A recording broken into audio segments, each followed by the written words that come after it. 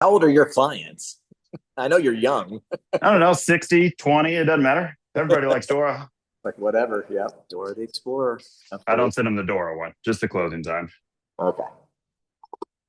No, I love that. It's just a way to get moving in the morning. Super important. I don't know if you guys struggle with getting your day going. I doubt anybody on here ever procrastinates or struggles with anything that they're doing in their world.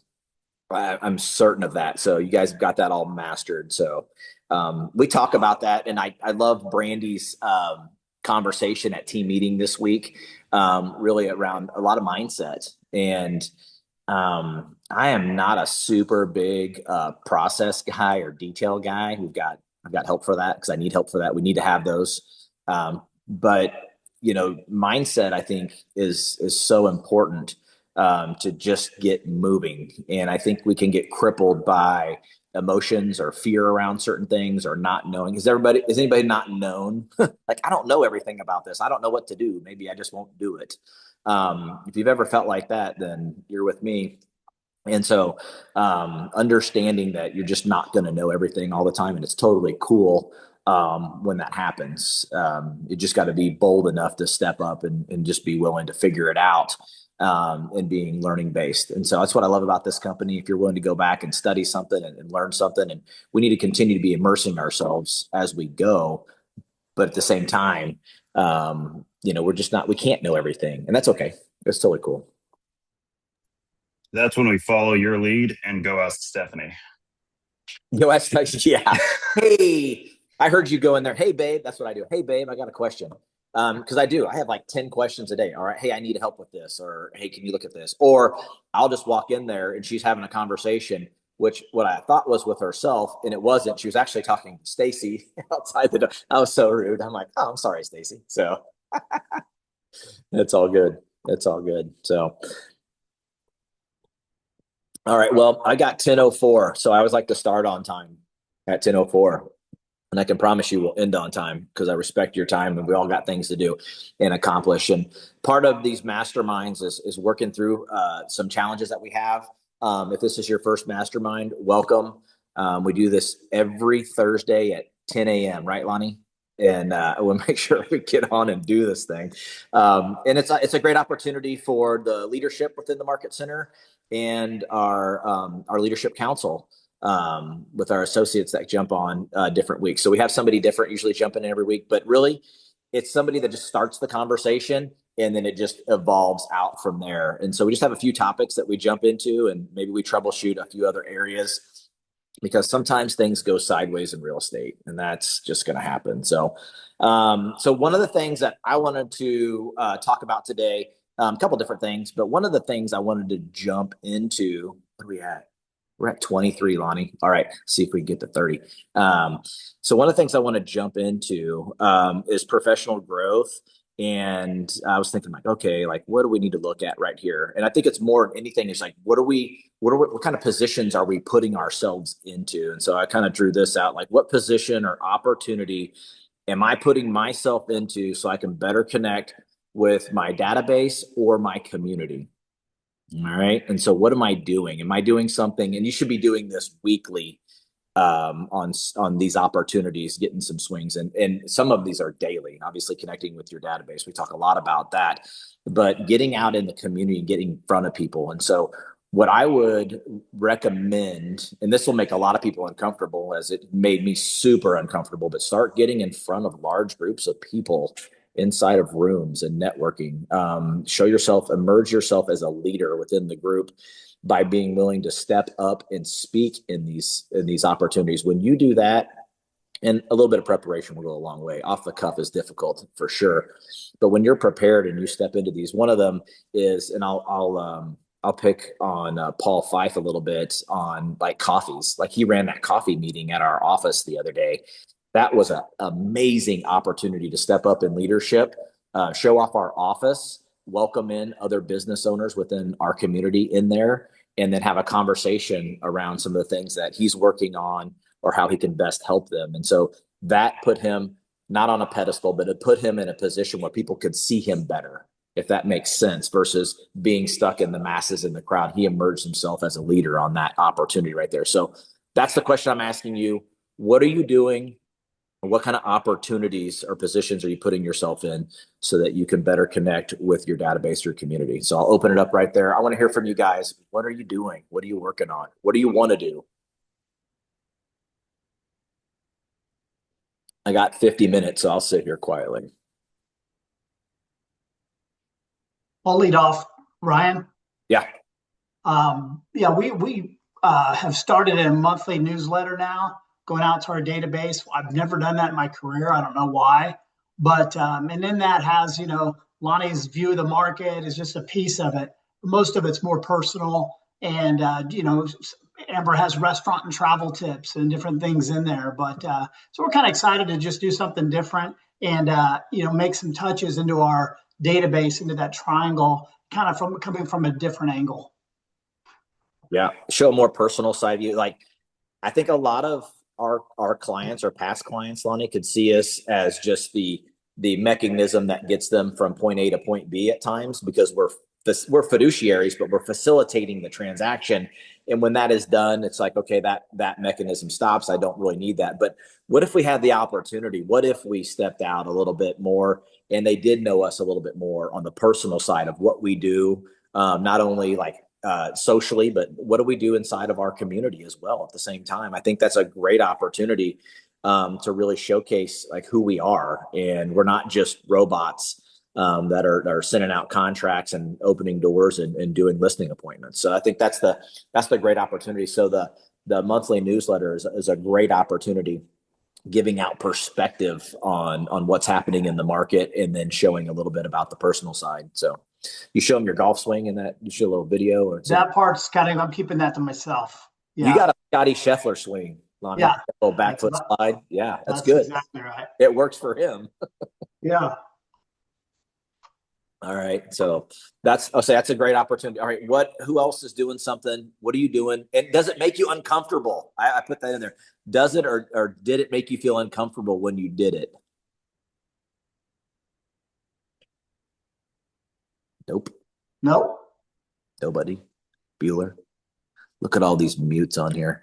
I will say one of the things that made me uncomfortable when I first got into real estate, I took this class called Bold, and I was sitting at this table, and I didn't know anybody there.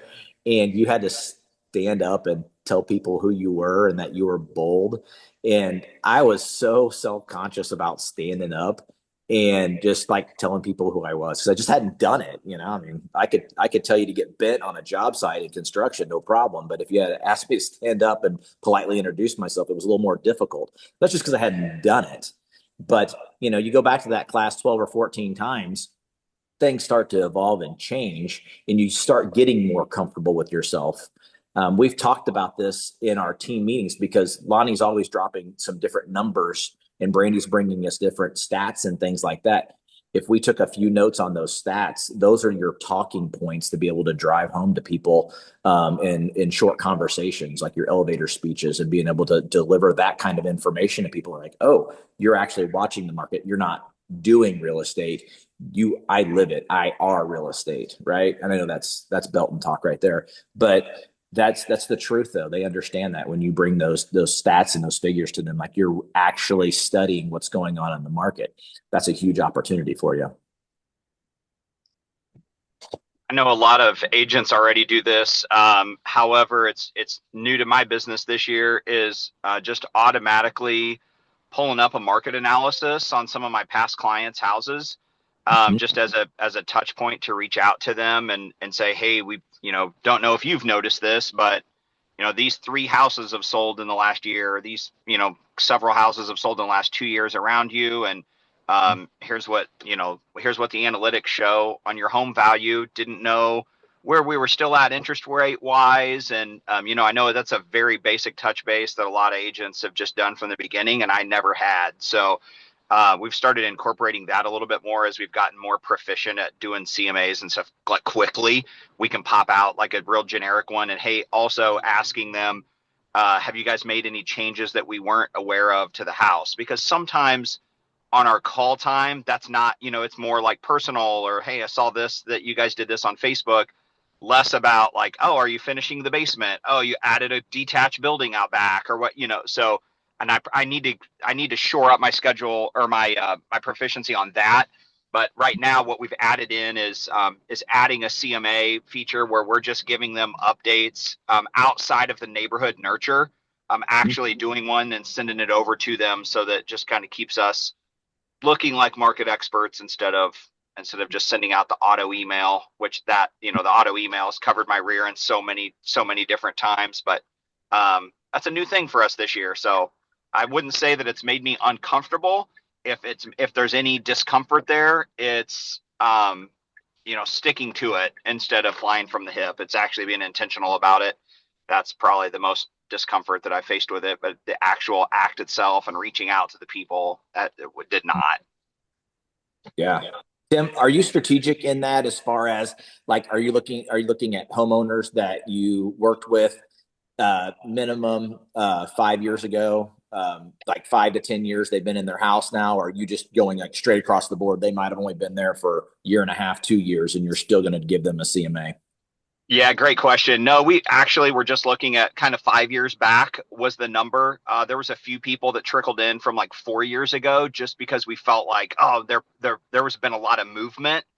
Um, Even in my neighborhood, I live in Richmond Park in Belton, and I would have told you all day long that my Belton house is a $300,000 house, and two houses are showing up as coming soon in my neighborhood, and they're just shy of 350. So I'm like, wow, like no way those houses go for 350, but they might, right? So even my own neighborhood, I would probably be, I think I'm going to be pleasantly surprised there. So that might mean a CMA goes out to everybody in the neighborhood now, because I'm on the HOA. So I have all of those, contacts. So, yeah. And then also, Ryan, in that same time frame, because it's not like I'm sending out a million CMAs, right? That's a very manageable amount. We've also started mailing them to the other side of the transaction. So if we were a listing agent when I sold a house, I'm sending it to those buyers in hopes that maybe they're an orphan client. Mm-hmm. Yep. Yeah, Lonnie has pulled that maneuver many times, so well so that they think that he sold them the house, and he didn't. He was the listing agent that they worked with another agent on, and they actually bought it for. They weren't represented by him, but he just gets connected and stays connected. They just feel like, oh, Lonnie's our agent now, and that's a pro move right there. And so that's something you can take a look at. And Tim, to your point too, hey, I'm a new agent. I haven't sold houses for 5 years. I don't have clients, that I worked with 5 years ago. That doesn't matter. What if we called our database and we're asking that question, like, how long have you been in your house? Are you looking to do any improvements this year? Right. Coming up. Right. Like, those are some great questions to find out, and that's adding into your database. And so that way you can continue the conversation of like, and I've had that. That's the question we're asking this spring. Hey, any spring projects coming up? Any need for any vendors? And we've sent out like probably at least, I don't know, a half a dozen, maybe 10 referrals to our vendors, our preferred vendors. So now they're like, oh, this is awesome. We're getting business from the Fin Group, but also our clients are like, this is awesome. Our real estate agent is referring us people to help us with these projects at the same time. So it's winning. They're not selling. That's okay. They're going to eventually, but man, if we just stay connected with them and help them out, have the conversation, life-changing events happen all the time, every day, unexpectedly. We want to make sure we're connected and we're doing that. So can we do it at a higher level? Absolutely. We're always looking to hone our skills. So if you're a newer agent, you can still reach out to your sphere and ask those questions around what they're working on right now, or what they're looking to improve, and how you can help them. Yeah, that's a good call on that for sure. All right. So I love the CMA updates.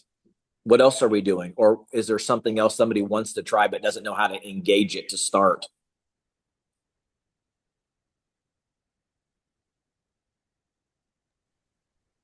Something I've been doing as a new agent without my own listings, sharing a local sphere with my dad and my brother, or my sphere being in Wyoming, so not super helpful other than referrals here. I've been posting a lot of other agents' listings on Marketplace, on my feed, on Instagram and community groups. And the biggest, right now it's all conversations. I haven't signed anybody for an agreement, Mhm. but I have 15 or 20 real estate conversations a day from those posts. That's a So huge win right there. You're getting into a text conversation with people around properties. Are you able to acquire more contact information from them and earn the right to stay in relationship with them? I have with some of them. Mhm. I started it when my dad had a listing over in Shawnee, nice house, sevens, listed low sevens. Um, it was really pretty, had cool features, so posting it on social media was easy. Mhm.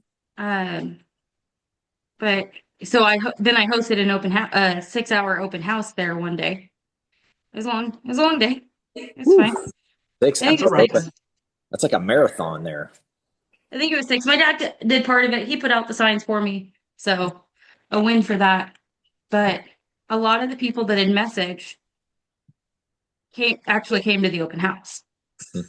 and so they filled out my feedback form that Brandy taught during the open house class, and so I got a lot of contact info, mailed some cards to some people, made some good contacts, had good conversations, and I think those people will be going somewhere. We've got a listing in Independence right now that has gotten some good conversation on Marketplace and stuff, and it's first time home buyer price range. So I Mhm. think that helps. And then we hosted our first time home buyer class. So anybody that messaged got invited to the class. So Fantastic. Fantastic. So that's stepping up to the next level right there. So you're attracting the potential buyers with messaging them from your marketing opportunities online. And from there, you're inviting them, one, to get into a classroom setting or an educational piece to help them to the next level, which puts you face to face with them, which is the most powerful position you could possibly put yourself in when you're instructing, obviously leading a classroom and then being able to show them a path.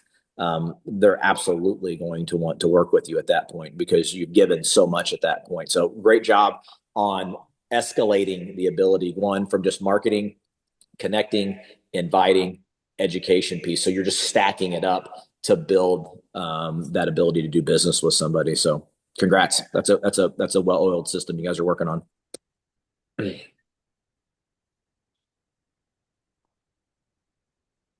Hey, Ryan, back to your earlier conversation, I think Tim mentioned, um, sometimes when we're co-oping with an agent, like I'm on the listing side most of the time, but I can kind of gather from the buyer's agent how the relationship between the buyer's agent and the buyer is going, especially on a bumpy deal. Sometimes the buyer's agent like, man, these people are wearing me out, that kind of stuff.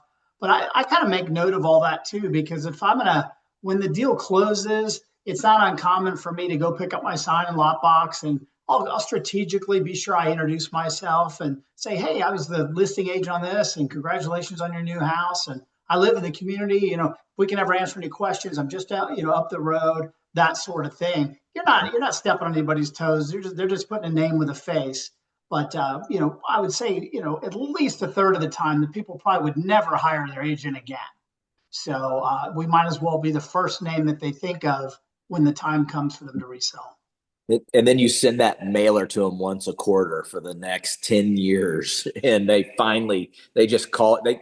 And I love that though, that you're consistent with that. And it's anything that we do in our business. So it doesn't have to be a mailer, guys. It's the phone call or whatever you're doing. But if you're doing it consistently, you stay top of mind. And that's the biggest thing. And staying in a relation with somebody is how you stay top of mind.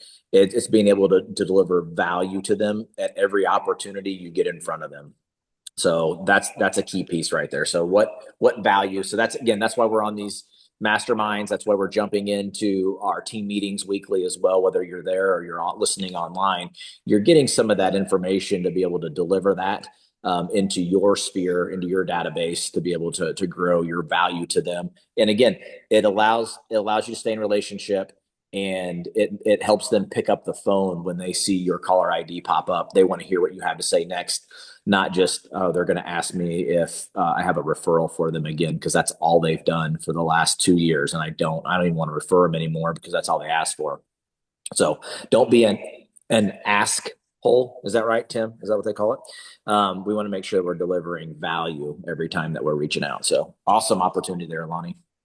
That's it. Don't be an asshole. Mm-hmm. You got to be careful how you say that in front of people to get you kind of sideways. And well deserved sometimes. So awesome. All right. So anything else we're working on? I mean, putting yourself out there. You got to get a little uncomfortable so that you can just be comfortable all the time being uncomfortable. And we preach that a lot, and it sounds silly. And a lot of stuff sounds pretty damn goofy, I'll be honest with you. And I thought that about 13 or 14 years ago when I started this business, but I was okay being goofy and looking a little bit silly and not sounding right. And people just started believing I was actually proficient at what I did. And it's paid off, it's worked out really well. So putting and the only thing that worked really well, I was consistent and I was persistent. And so that's the thing. And so if you have those little things that you're working on in your business, figure out how do you do those 4 or 5 days a week. And it'll be amazing what happens, but getting in contact with people is paramount. Yeah. Bad hair days. That's hilarious. All right. What else we got going on? Yeah. Turn on your cameras, people. Be brave. Ryan, there was a topic that came up this week on the Facebook page that might be worthy of a little chat around on this group. Yeah. And it was an agent that had, as I recall, they were doing their inspections, and the listing agent was present and wanted to record the conversations between if I understood it correctly, the buyer and the inspector. And I saw some interesting answers, but we've been doing this a while. I can only think of 1 or 2 times ever that the listing agent was there for the inspection, for the reason that I asked that it's our house for that 2-hour period or whatever. We're paying for an inspection. It's our inspector, and our conversation between us and the inspector, in my opinion, is a protected and guarded conversation. Once the inspections, and I know why the people would like to have their agent there so they don't tell them something weird. At the end of the day, this is our inspector and it's his opinion. So you'll get the results when you get our resolution. And you're welcome to pick up the phone and call the inspector and get clarity on something. Hey, you mentioned that looks like my house has this. Obviously we weren't there for that. Can you tell me more, kind of thing? But I'm pretty firm on this one. I expect to have the house empty. In other words, no agent there, no seller there. And I certainly would not permit recording any conversations that we have with our inspector. No, and it's tough because sometimes there will be recording devices in the house, and that's kind of hard. It's a hard one to tackle because they can do whatever they want in their own home. That's perfectly fine. But when you've got a listing agent that is that adamant about being in the home while you're trying to show it to your clients, basically a 3-hour showing, if you will, during the inspections, and they want to butt into that relationship, that's one of those where the agent hasn't done a good job of coaching the seller on what's going to happen. And we do just that. I think you guys know this script and this is the one I use. I'm like, hey, this is just like a showing. It's just going to be a super long showing. It'll be about 3 hours. So we're going to prep the house just like we would for a showing. And then we're going to be gone for that time frame. And they're usually done within 3 hours. And then if they have cameras, I'm like, you'll see when they leave, obviously. But if not, I'll ask them to message me when they're out. If they're done in 2.5 or whatever, then you can return back home at that point. But for a seller to want to be that adamant and butt into that, that's definitely inserting themselves inside the relationship. And that's a no-go. That could lead to disaster on that. That and dads inspecting houses for their children to buy. We just had that one yesterday. Yeah. Well, and there could be situations where you run across listings that require the listing agent to be present. That's more common in the luxury market. Sure. And we had one maybe a month ago I showed. It was $4.5 million house. There's no lot box. The listing agent has to be present. The seller wants it there for security reasons predominantly. But she introduced herself and she gave us the option. hey, I'm here. I'll be out of your way. If you need me for anything, let me know. I may sit on the back patio because it's so pretty out, that kind of thing. And then, we didn't get too far into the house, and I realized she's going to be a great asset. She knows this house, massive home, better than I do. So I grabbed her and said, hey, would you mind walking through with us? And so she ended up being a great asset. But the fact she gave us that option of saying, hey, I'm here for you if you need me. And if not, I'm going to sit out here and get some sun. I thought that was really professional and handled extremely well. That's perfect. Yeah, we don't see that too many times on the $250,000 house. Not that there's anything wrong with that, but we just don't see that. But that is definitely a true pro right there, giving you the option for any kind of assistance or whatever. And I'll stay out of your hair because I get some fresh air and some sunshine, absolutely, in the spring. So that's fantastic. I'll say I had that on a land listing that I had. The sellers asked me to be there at every showing because of the weird property lines. It wasn't clearly marked. And so a lot of the times people were thinking that the 20 acres was like 13 acres. Mm-hmm. So I would go out there and do the same thing. I'm like, hey, I'm here if you need me. I'd show them the property and then leave. And everybody, because I was a little nervous about that too, showing up to not my buyers. And but yeah, it seemed like it was well received if we just kind of tried to be there as a value versus tattletale. Definitely. That's a good opportunity. Yeah, land can be a little bit difficult at times if it's not staked out properly, or it's possible you might have a buyer's agent representing a buyer that's not real familiar with acreage either. And that's okay. I mean, they can still represent them, absolutely, but it just can be a little bit behind the eight ball for them. And so being there as an asset that'll help them out, that's fantastic. So good on you, Jake. Cool. All right. Let's talk a little bit about, I talk about personal growth too, because they talk a lot about, we talk about a lot of our professional growth, and then we got to have personal growth too, because if we just work on our professional growth and we don't work on ourselves personally, we become big jerks or assholes, and we don't want to do that. So, and that's a lot of what you've got to work on yourself more, or just as much, if not more, than you do your business. And so I think we talked a little bit about that too in our meeting was awesome this week. Our Tuesday meeting was. And so looking at that, I'm always looking for more information. Like how do I obtain more information? How do I download that into my brain and be able to benefit myself and be able to pass that along to be able to help my sphere out around me and just in recommendations. And so I'll point out Jake, he got on, he was asking for recommendation on books, and Ashley had like, I don't know, 30 books or whatever she could recommend. And that was fantastic. I love seeing that. So one of the things is I love Audible because you can have the ability, because we're always doing something else, always like a lot of drive time for us, right? So downloading Audible on my device and then hooking it into my Bluetooth and being able to listen to that while I'm driving from appointments or from workouts or whatever, and getting 20 or 40 minutes of reading time in while you're on the road. And then maybe a little bit time for music as well. So I always like to ask, like, what are we working on personally for ourselves so that we can grow and help our sphere and our people around us at a higher level?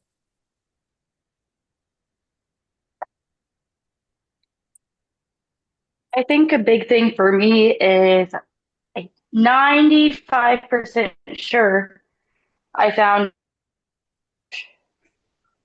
where we live to start attending on a regular basis. I've been a few times, met some people, and I think we found a church. So that may sound like a little thing, but when you're moving to a new place and starting life all over again, it's super cool. Finding your people. Absolutely. You got to find your tribe out there. And it takes some doing. It absolutely does. Do you ever feel like you don't belong? You ever feel like you're on an island? Yeah.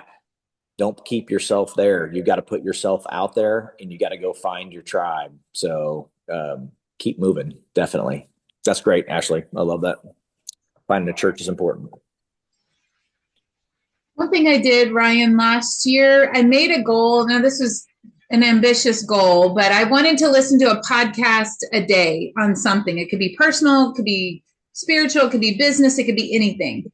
But what I found when I was doing that, and it didn't last very long, because I realized that when I was doing that, thinking, okay, I'm going to hit one a day, that's 7 a week, that'll be great.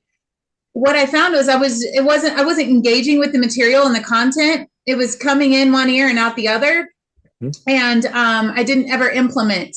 And so I've realized for me and my fast-paced brain that is holding a lot of open tabs at all moments would be that I had to listen to, if I listened to one good podcast a week and maybe even re-listen to it in the same week, and maybe even re-listen to it because, you might miss certain parts of it or whatnot. And so that really has helped me to just slow down and go, and it's not quantity, it is quality. And am I going to even implement what I'm reading or listening to or consuming? So if I can't implement, then is it even helping me? I don't know. Probably not. I think that's a great point right there because, I don't know if any of us guys out here that are married on this call, we have selective hearing, been told that before. And so we can decide what we want to listen to, what we don't want to listen to. And that can happen, and distractions do happen. Brandy, I feel the same way. Sometimes I will rewind my book because I get distracted with a thought.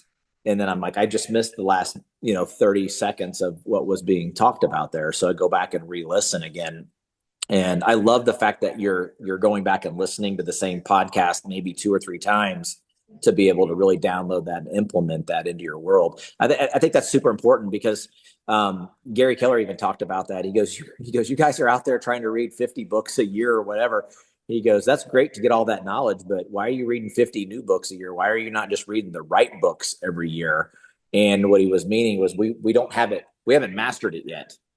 And so because we haven't mastered some of these skills in some of these other books he's recommended, he goes, it's okay to reread things. And so like permission to play that book again or that podcast again. So I love that because I don't think we ever truly master anything the first time. And if we did, it's probably not that hard anyway. So some of the things that we were, especially working on personal growth, I think that repetition on that is key. So love that you're listening 2 and 3 times the same podcast. Super important. Another thing that's helpful that I think is hard to do, though, it's hard to commit to, is like you listen to whether you're doing a Bible study or listening to an audiobook or whatever, if you just keep like a little notebook with you and you just jot down either a reflection or summarize what you just listened to, just cognitively the process of writing. I mean, you could also do it verbally, like speaking to text, but there's something different that happens in your brain when you actually write it out, and it allows your reflection to sort of go a certain direction as you write.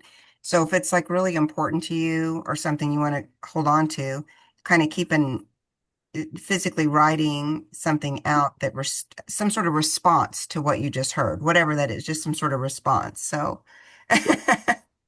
shush, Jacob. Yeah, Jakey is so right on that point though, but Yes. yeah, you nailed it. You absolutely nailed that right there. Putting pen to paper definitely downloads it 10 times faster than reading something. And so when you do both of them, that's powerful right there. So And you can go back and look at it. So then you go back and read it, especially if something works, like write down what worked. And then over time, you'll get this sort of notebook of things that worked that you forgot. So then you go back and reread it. And for me, I do that as part of like Bible study because then it's inspiring, like, oh yeah, and because you forget, even if you're not old like me, you just forget like, oh, that did work really well. Or I was very successful in that transaction, and just like jotting down why were you successful in that transaction so that you can repeat those behaviors again. That takes a lot of discipline though. I mean, I'm not doing that in real estate and I should, but it's very effective. There's all kinds of things that we talk about that are very effective. Mo Anderson talks about one of those very things in journaling, and Yes, journaling exactly. at the end of your day. And that would be right spot on with where you're going, is writing down, what did you do well today? What did you struggle today? And just that you can get down some of your thoughts, maybe something that's bothering you. You get it down on paper, and then maybe you can get it out of your mind for a little while. I don't know if anybody has any difficulties in their world or not on this call, but if you wrote those down and you could just kind of set those aside for the night and maybe just move on a little bit and find some joy in your world. But at the same time, writing down what worked really well. And I think that's careful reminder that we all have problems on this call. Every one of us is going through something in this call. And I found out recently from some other people in the community, like some of their walks and like what's going on in their world. I had no freaking clue what battles they were fighting behind the scenes. I had no idea. And it's like a super high level of respect when you find that out. I'm like, man, they perform like that. They do this every day, and they still have that happening in their world behind the scenes. And so if you guys are fighting stuff like that, please talk with our ALC or somebody you're close with within our circle at Keller Williams. Like we're a team, we're a family there. So that's what we're here to help each other. So if you are struggling with something like that, bring it to us so we know about it. But the journaling piece, that's spot on, Stacy. Love that. I was going to say, to follow up on Brandy's thing, I saw something the other day. It was talking about the gym. They said, what's more effective workout, doing 2 to 3 sets of arms and 2 to 3 sets of legs and then shoulders, and you kind of just hit a little bit of everything, but you don't go to failure on anything. You don't really grow any muscle. So they said the advanced bodybuilders and stuff like that, they'll sit there and do curls for 30 minutes because they really want to focus on that muscle, because that's how that muscle grows. But if they try to do the arms and then do it 2 or 3 times and they don't fully work it out and fully, like, they just keep doing it until they can't. And then that's how they grow. It kind of sounded like what Brandy was saying. Instead of doing a different podcast every day, we just kind of focus down and go hard on something until it's just that muscle is grown, and then we can move on. I love that. Yeah. Consistency and focus on a certain area to mastery or failure in your perspective there, which is a good thing. Failure is a great thing when you're exercising safely, obviously, but that's great. Yeah.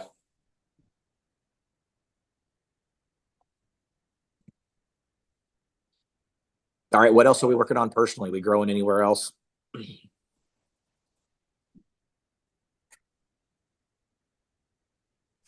This is going to sound silly, but one of my goals for this year was to golf more.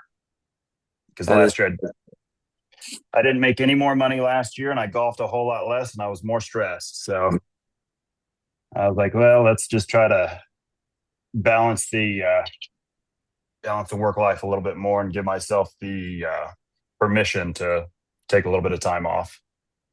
I think that's a great thing. That kind of leads into your calendar too, Jake, as far as like, when are you actually scheduling time to work? When are you scheduling time to play? And when are you scheduling time for family? And when are you scheduling time for rest? I think if you put it on I don't know if you guys live and die by your calendars. Like I get up every morning and I review my calendar for the day and see what I am getting ready to go through for the day to prepare myself mentally.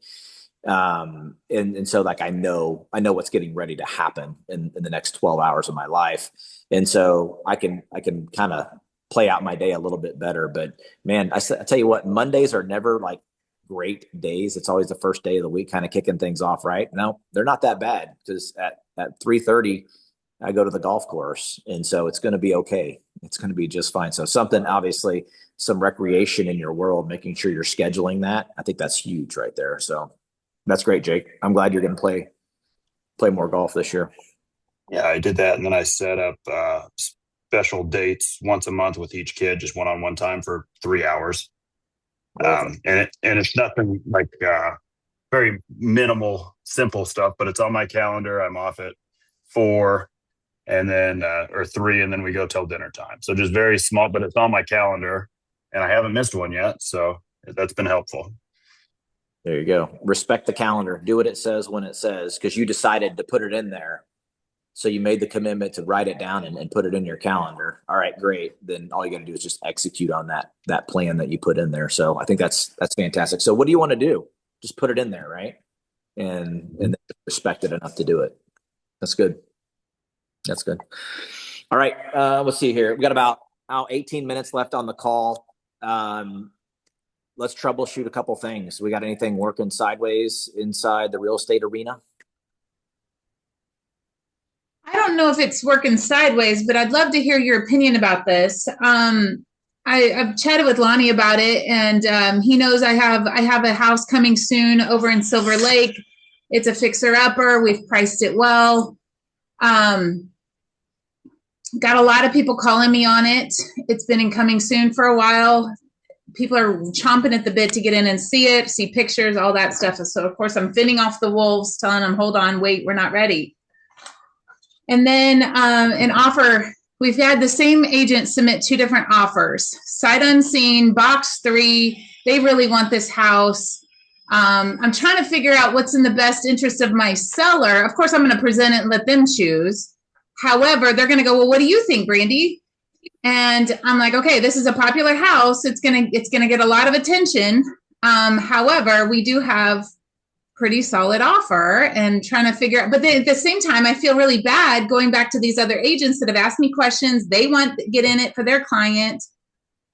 I don't know. Like, I'm just kind of torn. Like, do we go on the market and see what happens? Do we take the solid offer? Of course, I know my sellers will choose, but what do y'all think? Has that ever happened to you guys where you're like, first thing first is all those other agents that you've had conversations with, their clients too have had an opportunity to submit an offer sight unseen. That's true. And I think poking holes with the buyer who did submit the offer to make sure that they're legitimate. I've used that strategy personally to buy property, where I buy stuff sight unseen, box 3, and it's worked really well for me, and it worked really well for the sellers of those. But at the same time, making sure that buyer is legitimate, not playing games. But I would not disrespect the offer, I guess is what I'm saying. So. Sure. What are your sellers' goals? Does this accomplish what they're wanting to do? Yes. Or are they wanting absolute top dollar and would rather go to market, or would they rather have the peace of mind with a great offer? Absolutely. Definitely. I mean, it's a great position to be in. And yet, I just know they're going to go, well, what do you think, Brandy? And I'm going to have to put it back on them and maybe paint the 2 pictures. We can take this offer, lock it down, move forward, or we go on the market and see what happens and gamble a little bit. We get a great offer and a great buyer that sticks with our house. And in most cases, Brandy, that person that's made the sight unseen, they're not just going to walk away. They probably still, if they were willing to buy a sight unseen, they probably want to throw their hat in the ring with anybody else that would offer, would be my guess. That agent's a little testy, so it could work differently, but I doubt it. So, just let your seller know, hey, if we do sign this, it's sight unseen, they're going to have earnest money up. At the end of the day, I think when we sign this contract, because there's no inspection period, there's no appraisal, we're basically knowing we're moving to closing no matter what. These others are all unknowns. We could see better terms, but box 3 is very valuable in that we just know we have no inspections or conditions there. And as far as the other agents, when this happens to me, I'll just mess. They're like, oh my gosh, we didn't even get a chance to get in there. It's like, you know what? Somebody took the initiative to just come at us with an offer we simply couldn't refuse. So, but you don't know an apology at all. I mean, you're doing what the sellers hired you to do. Brandy, you're going to hear some belly aching on this deal, and that's the market. That's the noise of the market. And Nate was spot on. Everybody else had the same opportunity. They didn't. And if you've got an ironclad offer in front of you, and you've talked about that range of price of where you think this house is going to sell with your seller, and you're close to the top or at the top of that range with this offer, and it's solid, then they can make that decision. Like, hey guys, this is a done deal, all but done. Obviously it's not done until it is, but it's pretty solid. You wouldn't be wrong if you made this decision. However, you could go this way too and roll the dice a little bit and possibly, like you said, better terms. So give them the opportunity to pick which path they want to go down, but let them know this is the bird in the hand. This is the one that, hey, this shows that it's a lot of promise there. So we, to your point, Brandy, we had an offer come in on our acreage property on Y Highway. We've had a ton of calls on it, and people are wanting photos. Can't send photos unless you put them up for everybody to see. Just so I know that's MREC stuff. And so you want to make sure you're fair to everybody. Can't let them in early. Absolutely can't do that. So you have all these barriers, and then an offer shows up and they're upset that you're not taking their offer, but they still want to inspect the house. And, they don't have any kind of waiver or anything. Earnest money's not guaranteed. They're only putting 10% down. Similar house, needs a lot of work.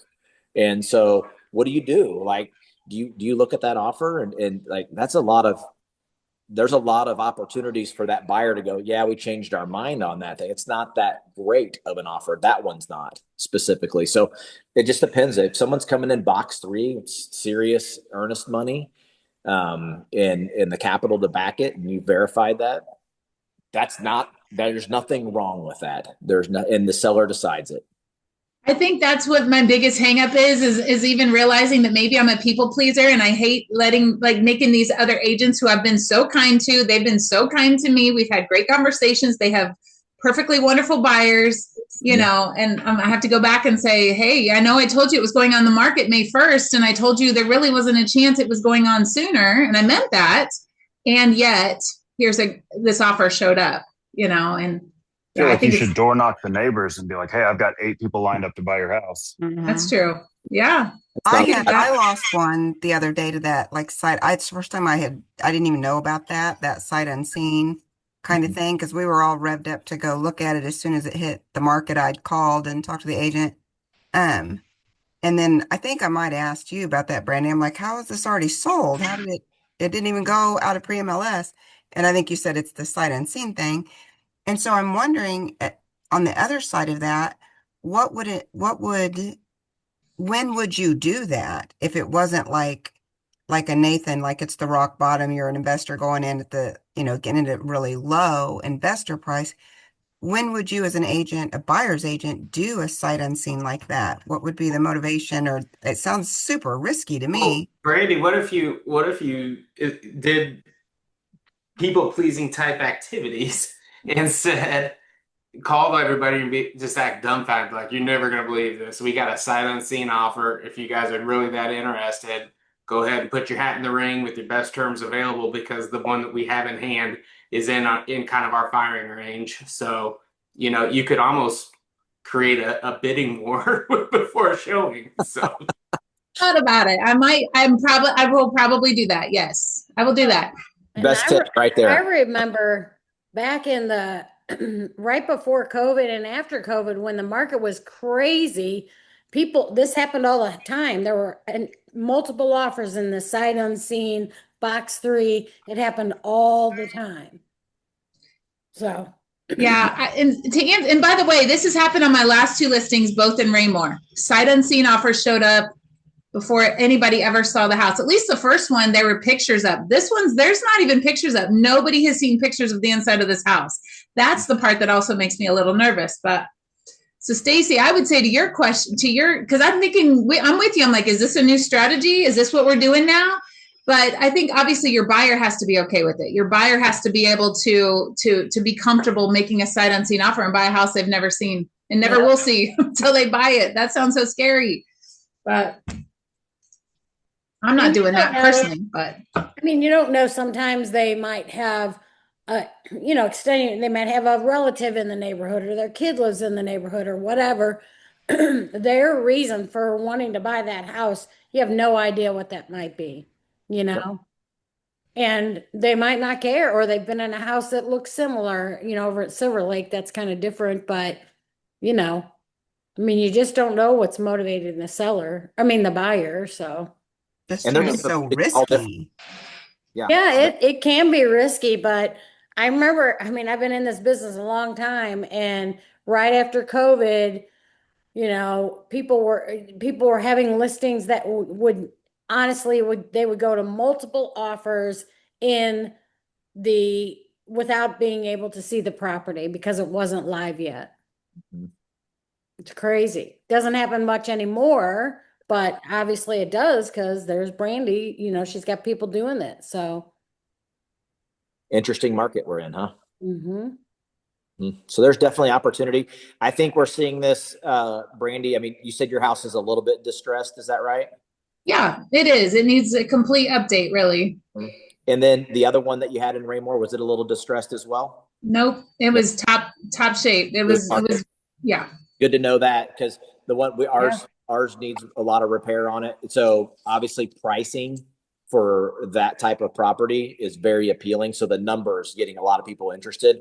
Yes. But we're gonna separate the pack here real fast, and that's a direct conversation we're having. We're very upfront with everybody about what it's going to take to make this property real. But you're going to have probably about $100,000 in equity once you get this project done too. So there's opportunity with it.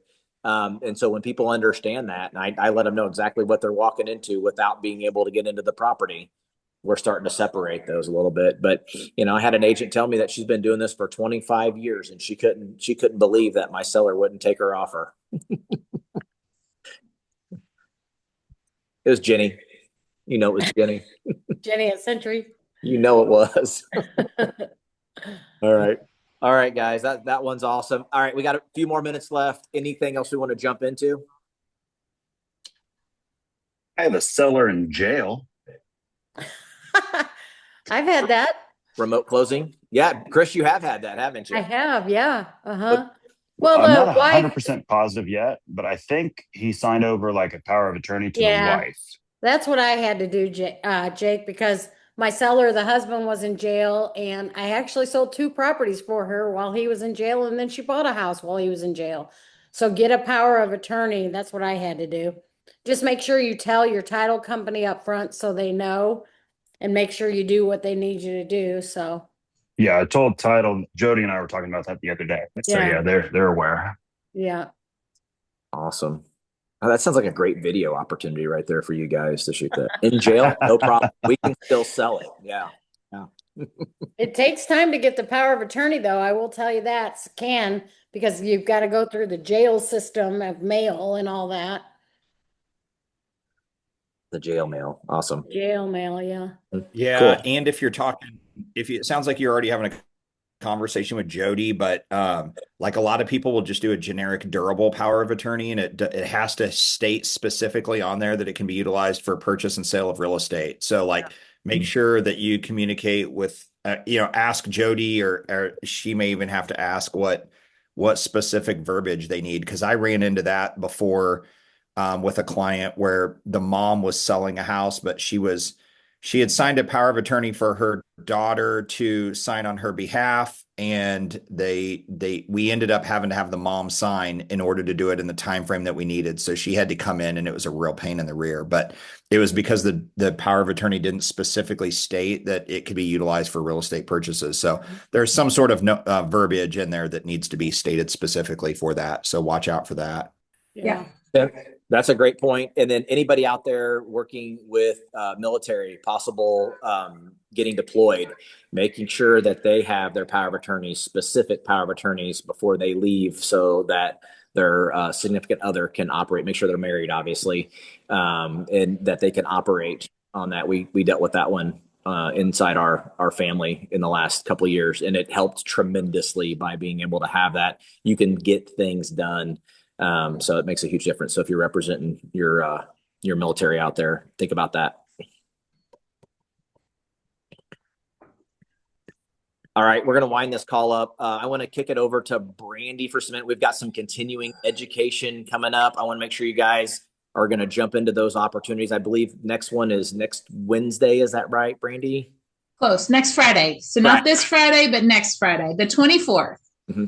I think Becca posted, I believe she posted everybody who's already signed up. We have 11 spots available. We'd like to pack the room.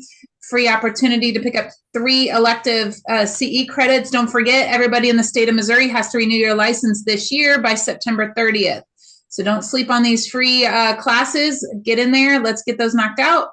What else do we have? Next week, we've got writing offers with Sandy Paxton.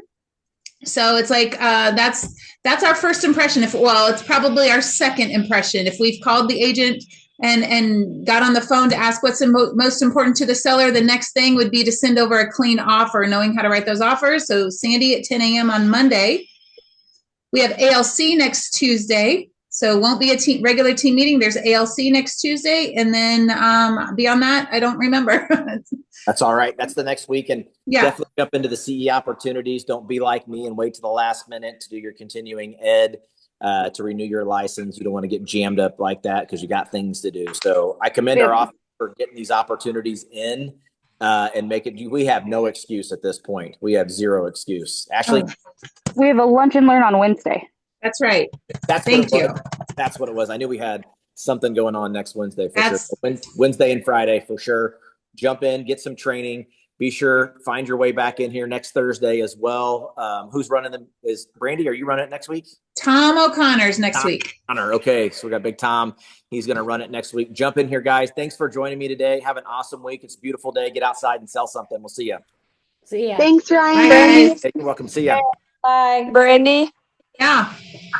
I had a question about the continuing education class. Okay. Yeah, so I was trying to sign up through it. And so I need my license number before I can do anything with that. All right. Hey, Taylor, let's jump off here. I'll call you. How about that? We'll get you figured out. Okay, sounds good. Awesome. Okay. Bye, everybody. Bye.